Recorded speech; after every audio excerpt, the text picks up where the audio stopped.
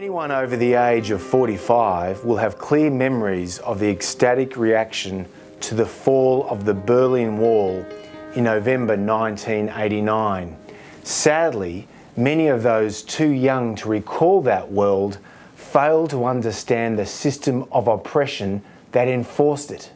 According to CIS YouGov polling, 58% of Australian millennials have a favourable view of socialism, with only 18% having an unfavourable view. They believe that government should have more control of the economy. However, only 21% said they knew well who Mao Zedong was, and 51% said they knew nothing of the communist dictator at all. Just 26% were familiar with Lenin and 34% with Stalin. Remember, Mao's reign of terror resulted in wholesale deaths of his people, with estimates varying between 40 million and 70 million. And yet the British people, aged between 16 and 24, are more likely to associate crimes against humanity with Tony Blair than Mao.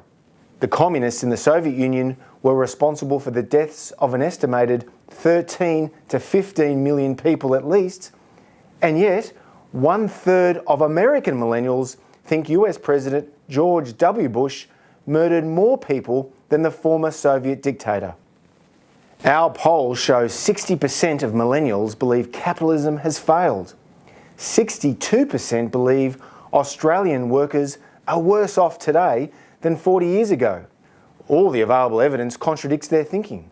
From the mid-1980s to about 2012, we experienced the biggest national income boom since the gold rushes.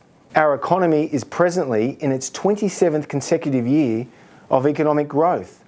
In the fourth quarter of 2017, disposable personal income and Australian consumer spending both hit all-time highs.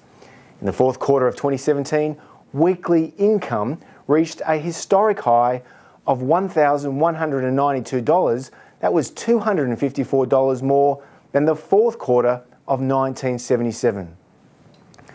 There's no economy in history that has benefited from socialism.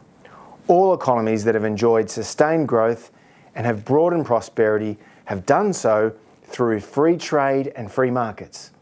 Without profit, without capitalism, you can't raise the revenue to provide the public health care, education, law and order, or defence that young socialists are so fond of claiming they prize.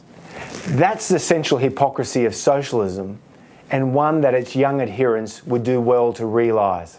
For more information on the CIS YouGov polling results, please visit our website cis.org.au and follow the prompts to our culture policy paper on millennials and socialism and its key findings.